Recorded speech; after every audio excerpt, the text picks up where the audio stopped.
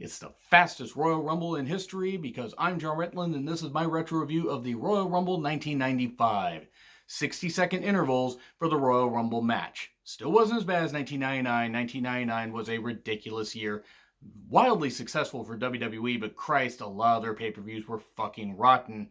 I still don't understand how that year, looking back on it, was so successful, but man, they had so many goddamn stars, they just could not fail. No matter how many bad storylines they put out. Other than that, WCW was failing at that point. WCW and WWE, even in 1995, were losing money. WWE lost money. That's how bad this year was. It was really not a great year for wrestling, despite the fact they had some great talents in WWE. They had a lot of cartoonish characters, and they had a lot of DQ finishes and interference and stuff like that. And, oh wait, a lot of these matches ended in controversy. And then the aforementioned Rumble match with 60-second intervals. So even if you had numbers 1 and 2 survive to the end, it still didn't really hold the drama, though the crowd was kind of into it. But I'll get into that here in a little bit. We have Pamela Anderson being greeted by the roster, Mabel, Tatanka, and a few others up front. Remember Pamela Anderson? Remember Barbed Wire? I'm sorry if you remember that, because that movie was absolute ass. Now, we know why that movie was released, because Pamela Anderson was really hot at that time, and people wanted to see, would she, be in all this leather? Would she take her top off? Would she do all this stuff? And the movie was shit, by the way, in case you didn't see it. It was absolute goddamn shit. It wasn't even good, cheesy shit.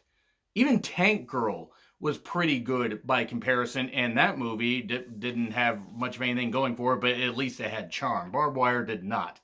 So, moving on from that, we have Vince and Jerry Lawler on commentary. We have Razor Ramon versus Jeff Jarrett with the Roadie. I wonder if Jeff Jarrett loses this match, if it will matter to the Roadie, because wins and losses don't matter. It's the Road Dogg. It's the Road Dogg. That's who the Roadie is. It's an Intercontinental Championship match. This was a very good match. Razor using his size and power to toss Jeff Jarrett around. Jeff Jarrett using his experience as a second-generation talent to work on Razor, knock him down, target the ribs, target the knee. The knee did get hurt at one point when Razor went outside. He got counted out. Jeff Jarrett's like, I came to win the Intercontinental Championship. You took the coward's way out, even though, Razor kept trying to get in. Kept calling him a coward, calling him a chicken. Razor eventually got back in. The match restarted. They did some small package variations. No, I mean the actual pinfall, by the way, not the Seth Rollins maneuver. And then we get a figure 4 spot. And Razor manages to fight out of that. Tries the Razor's Edge. Knee gives out. Small package. 1, 2, 3. Jeff Jarrett wins the Intercontinental Championship. Holds it until the July, I believe it's July In Your House pay-per-view. I don't recall what the name actually was. But he lost to Shawn Michaels and he went to WCW for a little bit. He had a weird, run in the 90s because he went from the USWA to WWE for a few years. And then in 95 went to WCW till 97 and then went back to WWE for a couple years until, they let his contract run out and then he held them up for hundreds of thousands of dollars. Smart move to put over China at No Mercy 99. And then was with WWE no time after that until 2018. 2019, whatever you want to call it. But boy, during that time, he started Impact Wrestling. So there we go. That worked out. Also, he's a 3-time WCW champion. Back when the title didn't mean anything because it was tossed around to everybody. So, enough of a tangent there. This was a good match. Jeff Jarrett became the Intercontinental Champion, held it for about 6 months. The loss or the win still wouldn't have mattered to the Roadie. So we have Stephanie Wyan, I guess. She interviews Jeff Jarrett. He wants to go see Pamela Anderson. He has no time for her. I don't know who Stephanie Wyan is or Wyman or whatever. I don't think she lasted very long. Todd Pettengill with one of many interviews that he had with Pamela Anderson. Actually, I think he maybe had 2, but it seemed like a lot more. Vince was making him play the creep, play up the creep factor up to 11. It was actually frightening. Todd Pettengill, pretty damn fun backstage interviewer. Seemed to have a whole lot of energy and everything. I mean, I think he might have been a radio DJ or something like that, but he really had a lot of exuberance, and I really liked Todd Pettengill, as a kid. I mean, even now, I really appreciate his energy. This stuff with Pamela Anderson, I didn't give a shit because Pam wouldn't be there. She wouldn't be there at all. And I don't mean Pam from, Archer. That would have been vastly more interesting and weird to have a 2000-something animated character in a 1995 pay-per-view. This review is weird, by the way, because there isn't a lot to this show. Again, everything ends with either some kind of weird fluky finish or interference or this kind of stuff. And speaking of interference, IRS versus Ted DiBiase. Oh, wait, no. IRS and Ted DiBiase. Now, that would have actually been a whole lot more interesting if they had faced off, because we got IRS versus The Undertaker. Ted DiBiase was there at ringside, and no, this wasn't good. This wasn't it. This is when Undertaker started his feud with the $1 Million Corporation. This was not good at all. We had some Druids interfere. I don't know who the Druids were. I don't really care. One of them was really tall, though. A lot of bullshit. He ends up winning with a choke slam, by the way. Taker does, after a whole bunch of interference and everything. He choke slams IRS 1, 2, 3.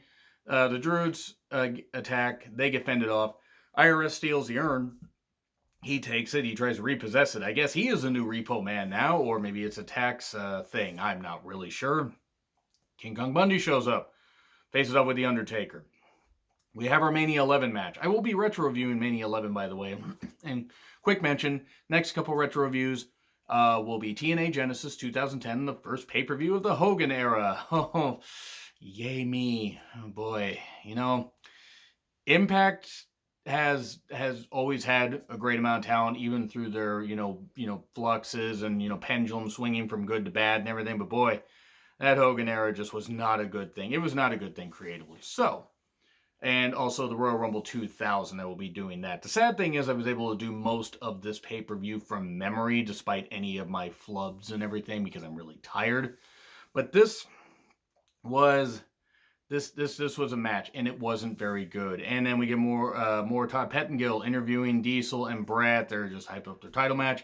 Bret versus Diesel, WWE title match. I enjoyed this match for the psychology of Bret working Diesel to get off his feet. If Diesel was on his feet, he could use his power and everything. And the only issue I have with this is Bret had lost the championship to Bob Backlund in Survivor Series 94. Bob Backlund lost it to Diesel a few days afterwards in Madison Square Garden. Diesel would then go on to have a nearly year-long run. And want to mention really, really quickly, I'm very happy to have seen a post from Kevin Nash where I guess he got his leg fixed. He had a really, really bad leg, and he had to get his hips realigned.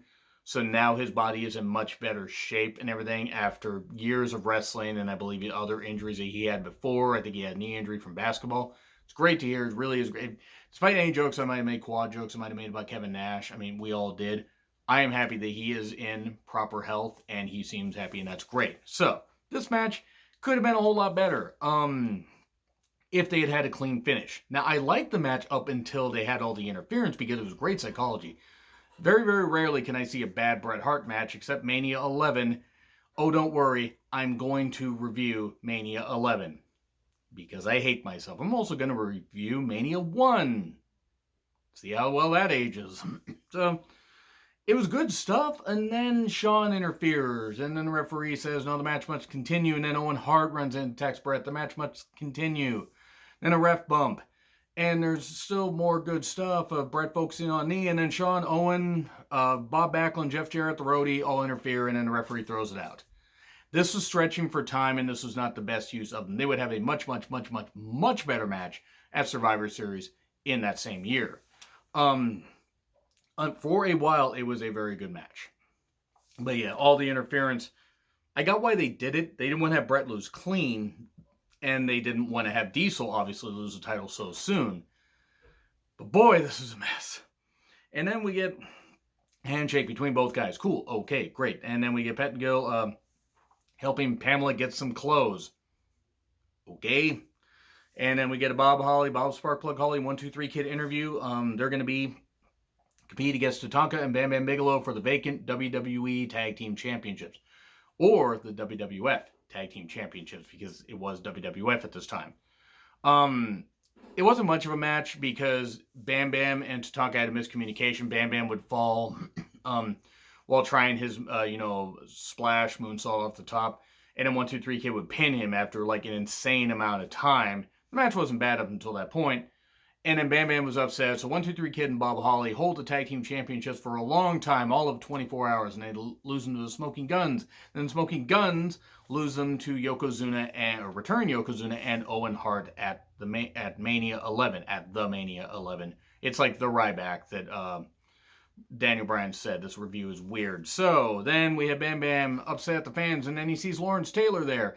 This couldn't have been an obvious plan to plan a Mania 11 match. Except it was. He shoved Lawrence Taylor And then Lawrence Taylor got upset, but he didn't attack Bam Bam because he's not an underage girl. Yeah, you know that about Lawrence Taylor? Oh boy, not a great football player, not exactly a great guy. So that match main evented Mania 11, by the way. Thank God Bam Bam got a big payday. So we get a Lex Luger promo talking about his potential, fulfilling his potential, and whatever else. Fucking hell, Lex Luger could never do a goddamn promo. He could never, his t-shirt was too tight, and if you know what I'm referencing, bravo to you. So we thinking Pamela Anderson out there, and she didn't want to be there. If she wanted to be there, news to me, because sure as fuck didn't look like it. We get the Royal Rumble match. Shawn and Bulldog at number 1 and number 2. The thing is, see, having them survive till the end would have worked if they would have just done 90 seconds, even like I think the 94 Rumble was 90 seconds. That would have worked. You still would have added something to it. 60 seconds just didn't work. You had Sione come out. He was one of the head shrinkers. He was not the Barbarian. How dare you think that? Why was he called Sione? I don't understand. We have Owen being attacked by Brett when he came to the ring. Then he got tossed out. We had Shawn and Bulldog clear everybody out, so about halfway through, they're back to that. We had Mo get tossed out after Bundy got in. Mo of Men on the Mission got tossed out like instantly. We get Mabel and Bundy tangling, and Bundy gets tossed out. We get Lex, and he tosses Mabel out soon afterward. We get Mantar. This is the greatest Royal Rumble, I decided, not the one in Saudi Arabia, but this is the greatest Royal Rumble ever because it's got Mantar. What the fuck was Mantar, and why the hell did this happen? Bob Backlund gets in there. Brett, he's attacked by Brett. He gets tossed out soon after. He brawls with Brett to the back. That's our Mania 11 match. We get Dick Murdoch, who must have thought he was at a Klan meeting. Oh boy, Dick Murdoch. Surprised he didn't have 3 Ks in his name. If you know anything about Dick Murdoch, hell of a tough wrestler, but boy, good lord. The fans did pop, however, when it got down to Shawn and Brett. Like, you could hear the floor shaking. They were goddamn thrilled. And that was a cool moment. That was actually really damn cool. The problem is, again, 60-second intervals. They did last a while. It was like a 38-30 or something like that. Don't get me wrong, that's no small feat to last that long in a match. But, the 20-man Rumble, okay. You got that. That was an experiment. Then you got to the 89 Rumble and you got to 30 men. And then it was 30 men, and it was 2-minute intervals from 89 and 93. And then 94 had the 90-second intervals. I understand they were pressed for time, but fucking hell, you could have just done the IRS Undertaker thing on Raw. Like, really. That didn't need to be a goddamn pay-per-view. It really didn't. It did not need to be a pay-per-view match. And you could have cut a couple of these matches down by 5-10 minutes. You could have cut the Brett Diesel one down by at least 7 minutes. As much as I love those guys, you could have cut that one down. This pay-per-view is basically a travesty. It's a fun travesty. It's easy to watch the Rumble because it's digestible, because it's short. And then, of course, only one of Shawn Michaels' feet touched the floor. And Shawn Michaels won after tossing the Bulldog out, which is a great way to screw over the British Bulldog, who would never become WWE champion. And I always hated that because he deserved it. Yet, not a good pay-per-view. It really wasn't. But again, Royal Rumble 2000, TNA Genesis 2010. Those reviews will be coming up shortly. And I got a lot of other content coming up between tonight and the Royal Rumble. So there's going to be a lot of shit. Stay tuned for the channel. Thank you guys so much for the support. Like, share, subscribe, Twitter handle in the description. I'm John Ritland, and I'll see you soon.